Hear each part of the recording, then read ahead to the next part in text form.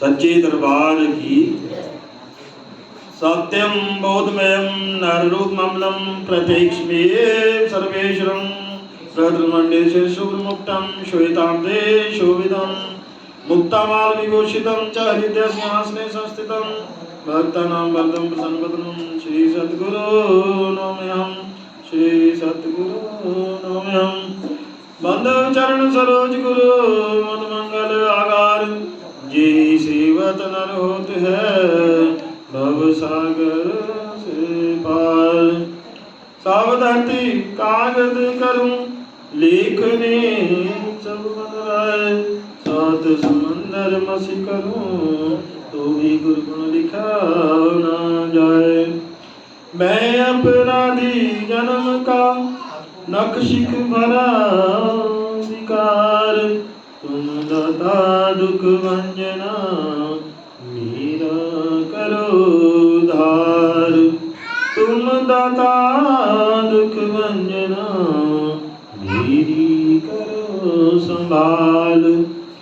भक्ति दान मोह दीजिए गुरुदेवन के देव और कछु न चाहिए निस दिन तुम्हारे सेव।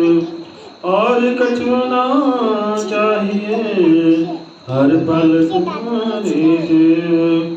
गुरु जी को सिर पर राखिए चलिए आज्ञा माही कहे कबीर तिस दास को तीन लोक डरनाए। मन मंदिर में विराजमान श्री सद्गुरु भगवान जी का पावन दर्शन करते हुए अपनी वाणी को अपनी रचना को पवित्र करने के लिए अपने ध्यान को श्री गुरु चरणों में जोड़ने के लिए अपने दोनों हाथ खड़े करते हुए प्रेम सहित ऊंचे स्वर में जय घोष करेंगे। बोलिए परमहंस दयाल जी महाराज की, जगले निवासी भगवान की, अम्बाला वाले सद्गुरु महाराज की, सच्चे दरबार की। बोलिए जयकारा बोल मेरे श्री गुरु महाराज की। धन्यवाद। परम आदरणीय परम पूजनीय प्रातः स्मरणीय हृदय सम्राट रूहानियत के शहंशाह दया के सागर श्री सद्गुरु भगवान जी के पावन श्री चरण कमलों में बैठे भक्ति में गुरुमुख भाई बहनों बुजुर्गों व प्यारे बच्चों, समय समय पर इस धराधाम पर महापुरुष अवतरित होते रहते हैं और यहाँ आकर प्रेम की गंगा बहाते हैं। प्रेम ही ऐसा साधन है, ऐसा अस्त्र है जिससे हमारा मन गुरु के चरणों से जुड़ सकता है। लेकिन संसार का प्रेम हमें भगवान के चरणों से दूर ले जाता है। मन संसार के मोह में फंसा हुआ है, लोभ में फंसा हुआ है, संसार को ही सत्य मानकर इसमें फंसा हुआ है। संत महापुरुष प्रेम के द्वारा मन को खींचते हैं। हमारे अंदर जो शैतान है, जो राक्षस है, जो हमें परमात्मा से दूर कर रहा है, वो सारे कारण जो हमें परमात्मा से दूर करते हैं उन्हें सतगुरु शब्द रूपी तीर से खत्म कर देते हैं। सतगुरु मारा तान कर शब्द सुरंगी बाण की हमारे अंदर जो विकार है, काम क्रोध लोभ मोह अहंकार, सतगुरु इन सब विकारों पर शब्द रूपी बाण चलाते हैं और इन विकारों को शांत कर देते हैं। जीव परमात्मा के जितना नजदीक रहेगा उतनी ही उसे आनंद की प्राप्ति होगी। परमात्मा से दूर रहेगा तो दुखी रहेगा। कामिल मुर्शिद अर्थात पूर्ण गुरु की नज़र में ही कशिश होती है। हमारा मन, हमारा ख्याल जो बाहर की ओर फैला हुआ है, दुनिया में फैला हुआ है, कामिल मुर्शिद हमारे मन को अंदर की ओर खींच लेते हैं। जब कामिल मुर्शिद अर्थात पूर्ण गुरु मिलते हैं तो बात खुदा से होती है, परमात्मा से दिल से प्रेम हो जाए तो दिल की पुकार परमात्मा तक जाती है और अंदर की ज्योत जग जाती है। परमात्मा याद है तो हम आबाद हैं, भूल गए तो बर्बाद हैं। सदगुरु आप मिल गए, अब किसी और को ढूंढने की जरूरत नहीं रही। सुप्तधारा लक्ष्मी पापी के घर भी हुए, संत समागम हरि कथा तुलसी दुर्लभ हुए। कि जिस घर में गुरु की भक्ति नहीं, संत नहीं मेहमान जाकर जेरा जम दिए जीवित बजे संसार। कि सुतधारा मतलब पैसा, धन संपत्ति, पुत्र इत्यादि, ये तो पापी के घर भी होता है। संत समागम, सत्संग, ये मिलना बड़ा मुश्किल है, बड़ा कठिन है। और आगे कहते हैं कि जिस घर गुरु की भक्ति नहीं, संत नहीं मेहमान जाकर डेरा जम दियो जीवित बसे संसार। कि जिस घर में गुरु की भक्ति नहीं, गुरु के प्रति श्रद्धा नहीं, संत कभी मेहमान बनकर नहीं आए, उस घर में लोग रहते तो हैं, लेकिन ऐसा है कि शमशान घाट में ही रहते हैं। जैसे शमशान घाट में जीवित बसे हों, उस घर में जम के दूतों ने डेरा डाल दिया हो। गुरु की भक्ति बिना राजा गधा होए, मिट्टी ढोए कुम्हार की घास न डाले कोई।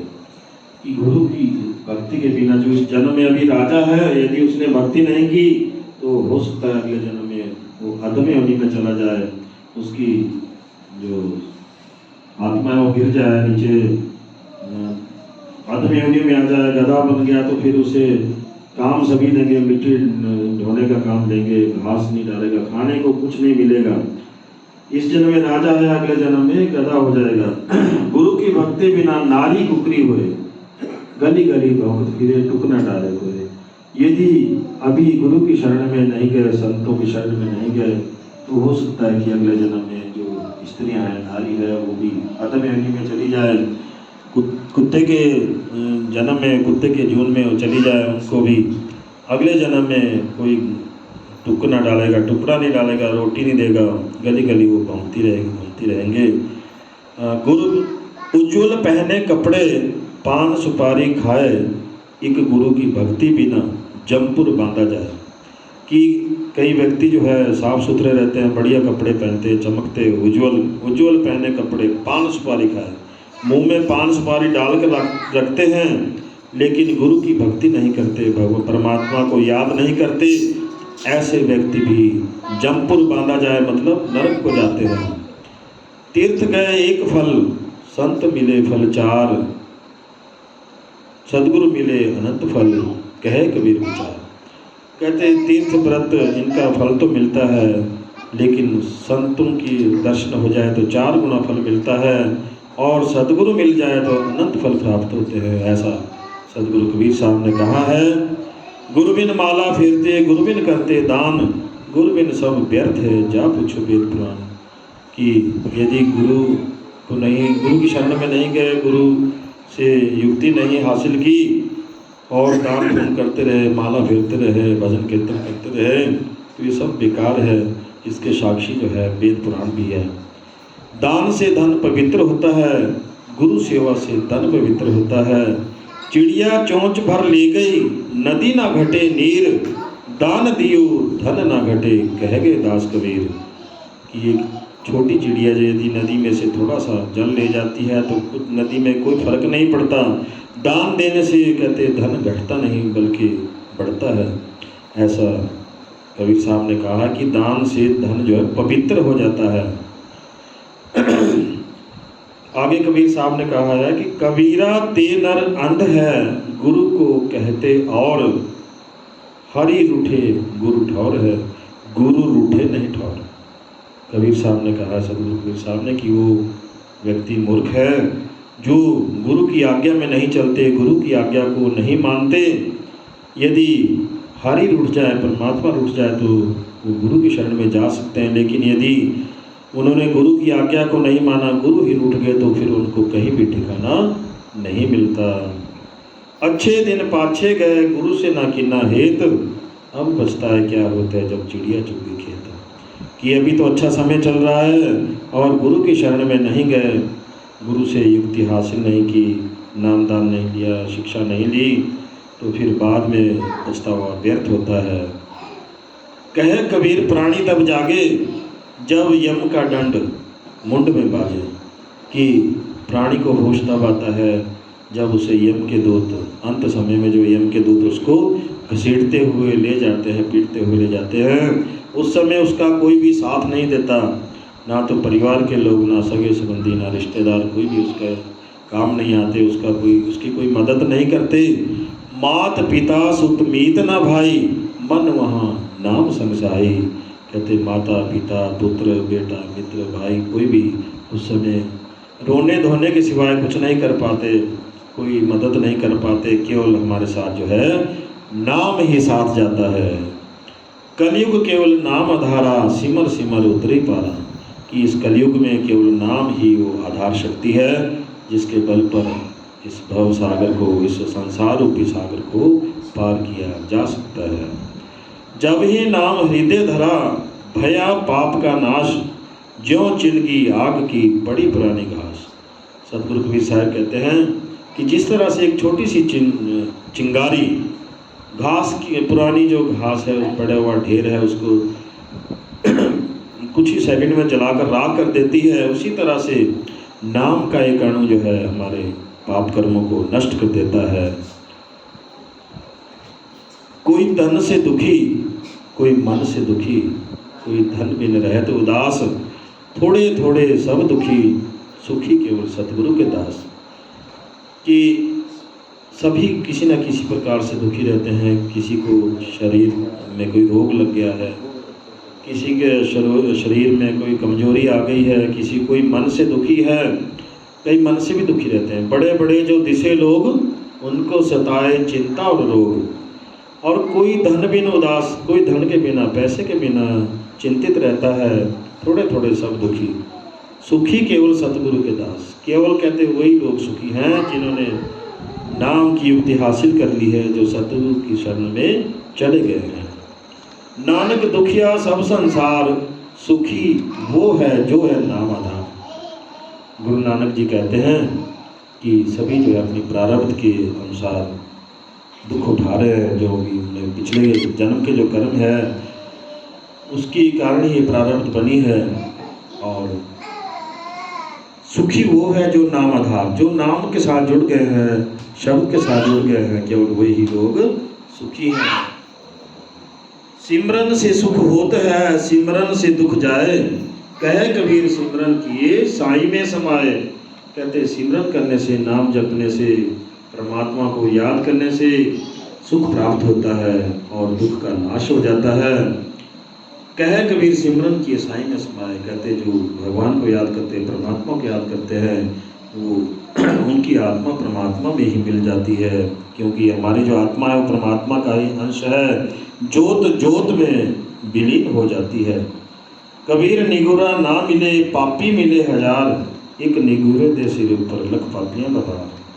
कबीर साहब कहते हैं कि कोई निगुरा मुझे ना मिले, जिसने अभी तक गुरु की शरण में जो नहीं गया है, ऐसा आदमी के यदि दर्शन हो जाए तो उसके ऊपर कहते हैं लख पापियों का भार होता है। उससे अच्छा तो कोई पापी मिल जाए वो ठीक है।